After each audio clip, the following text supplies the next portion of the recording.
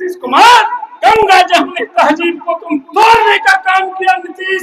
मोदी और शाह कोर्ट में जाएंगे, हाई कोर्ट में जाएंगे, सुप्रीम कोर्ट में जाएंगे, लेकिन किशनगंज के कोचाधामन से बड़ी खबर निकल। नमस्कार, आप देख रहे हैं सीमांचल टीवी। कोचाधामन के आरजेडी विधायक अपने कार्यकर्ता को लेकर पैदल मार्च किया, वहीं वक्फ बिल के खिलाफ नारेबाजी भी किए और अमित शाह नरेंद्र मोदी जी के खिलाफ भी बयानबाजी किया। CAA NRC के तरह ये भी भूकंप लाएगा। लोग CAA NRC रोड गली में कर रहे थे, लेकिन ये वक्फ बिल के खिलाफ लोगों ने आंगन गली तक आवाज उठाएंगी। मौजूदा सरकार एक तबके के लोगों को नीचे दिखाने के लिए और खास तौर पर हमारे पूर्वजों की दी हुई वक्फ की जमीन को, जायदाद को हड़प करने के लिए इन्होंने ये काला कानून पास किया। कल अचानक आकर के उसको पास कर दिया लोकसभा में।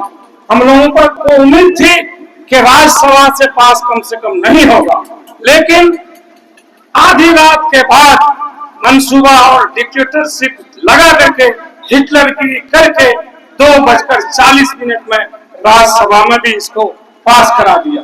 लेकिन उससे हम लोग घबराते नहीं हैं। मेरी बाप दादा की संपत्ति है, मेरा बाप दादा का जमीन है, मेरे बाप दादा का जायदाद है, इसको हम लोग वक्फ के नाम पर हमारे पूर्वज लोग दिए हैं। इस बिल के खिलाफ हम लोग पुरजोर बगावत करेंगे। इसके लिए हम लोग एक रास्ता खुला हुआ है कि अभी राष्ट्रपति का अभी तक दस्तखत नहीं हुआ है, इसलिए मैं उम्मीद करता हूं कि राष्ट्रपति हमारी आवाज को सुनेंगे। इसलिए इस आवाज को हम लोग सड़क से लेकर के दिल्ली और राष्ट्रपति के कानों पर हम लोग भेजते हैं। इस बिल से मुसलमानों को क्या नुकसान होगा? मुसलमानों का नुकसान अगर नहीं हो रहा है तो वो बताए मुसलमानों का नुकसान क्या हो रहा है। ये बिल आज पास कर किया और इसको ठंडे बस्ते में 10-20 साल छोड़ देगा। उसके बाद आने वाला नस्ल, हमारे जो बच्चे, छोटे छोटे बच्चे हैं, कल को जवान होगा और नए नए सरकार आएंगे, नए नए ऑफिसर आएंगे और हमारे छोटे छोटे बच्चे जब जवान हो जाएंगे उसको कहेंगे कि बाबू ये कानून तो पहले का पास किया हुआ, हम लोग क्या करेंगे। लेकिन अगर हमने उनको ये बात बता दे कि मुसलमान का जगह जमीन और जायदाद को छीन करके उसको क्या फायदा हो रहा है, वो बात बताइए नरेंद्र मोदी को और खास तौर पर हमारे बिहार के मुख्यमंत्री को। ये जो दोहरी चाल चल रहा है, एक तरफ हमारे सर में बैठकर इफ्तारी टोपी जाली टोपी लगा करके इफ्तारी करता है और दूसरी तरफ हमारे पीठ में छोले भोंकने का काम करता है। ये नरेंद्र मोदी के साथ साथ बिहार का मुख्यमंत्री नीतीश कुमार जी, मैं नीतीश कुमार को कहता हूं कि नीतीश कुमार, तुम ये दोहरी राजनीति को बंद करो। तुम्हारा तो मिट्टी पलीद हो ही गया, लेकिन ये बात जान लो, अगर हमारा रूह कांपा, हम मुसलमान और हिंदू एक साथ में सदियों से रहा करते हैं। आज अगर हमारा गंगा जमुनी तहजीब को तुम तोड़ने का काम किया नीतीश, मोदी और शाह, तो तुम्हें भी तोड़ देगी यहाँ की जनता। ये बात तुम कान खोल कर याद रखो। अमित शाह जी का कहना है कि कानून को मानना ही पड़ेगा।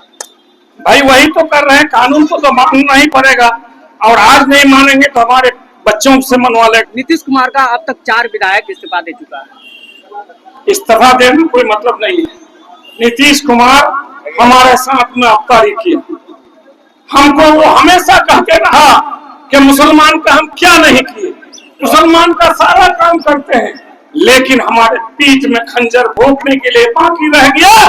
वो अपने दल के साथ में कल हमारा पीठ में खंजर भोंक देने का काम किया मैं राष्ट्रपति, और अगर उससे भी नहीं हुआ तो ये बंदा पूरे टीम के साथ में कोर्ट में जाएंगे, हाई कोर्ट में जाएंगे, सुप्रीम कोर्ट में जाएंगे, लेकिन नीतीश शाह और नरेंद्र मोदी तुमको छोड़ा नहीं जाएगा, तुमको भी अदालत में घिसा देंगे। इस मार्च से कितना फर्क पड़ने वाला है भाजपा को? इस मार्च से बिल वापसी होगी। आपने एक सवाल किया कि क्या फर्क पड़ सकता है।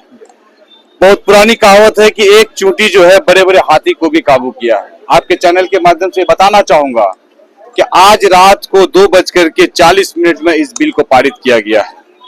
ये सरकार चोर दरवाजे से रात के अंधेरे में इसने हमारे आबरूओं को लूटने का काम किया है, इसने हमारे जमीन को हथियाने का काम किया है, ये काला कानून इसने लाने का काम किया है। चल करके क्या रहेगा अगर इस पे जो मेमोरेंडम, ये आंदोलन रुकने वाला नहीं है, ये आंदोलन अभी लंबा चलने वाला है। ये तो आज कहिए कि ये एक शुरुआत है। आज हमारे यहाँ के लोगों ने, हमारे पूरे किशनगंज के लोगों ने इस बार ठान लिया है पार की लड़ाई होगी और इस सरकार को मजबूरन घुटनों के बल आना पड़ेगा और इसको अपना जो है ये कानून वापस लेना पड़ेगा। इस मामले में राष्ट्रपति जी को भी हम लोग चिट्ठी लिखे हैं, हम लोग जो है सुप्रीम कोर्ट तक भी जाएंगे। जब CAA NRC जब आया था तो शाहीन बाग गली गली बन गया था, क्या फिर से बनने जा रहा है? ये तो आंगन होने जा रहा है, वो तो गली गली थी, वो शाहीन बाग CAA NRC के लिए तो वो गली गली था, अब ये तो आंगन आंगन होने जा रहा है। हर एक आंगन से आदमी उतरेगा और उतर करके वो रोड पर आएगा। अब सोच सकते हैं जब पूरे भारत में, पूरे हिंदुस्तान में जब लोग रोड पर आएंगे तो ये सरकार जो है झुकेगा, हर हालत में झुकेगा। 40 करोड़ मुसलमान सड़क पे दिखेंगे। 40 करोड़ बोलते सिर्फ मुसलमान सड़क पर दिखेंगे, हमारे हिंदू भाई भी सड़क पर दिखेंगे। आपने आज के मार्च में देखा होगा, आज के मार्च में तकरीबन सैकड़ों के तादाद में जो है हमारे हिंदू भाई भी साथ में है।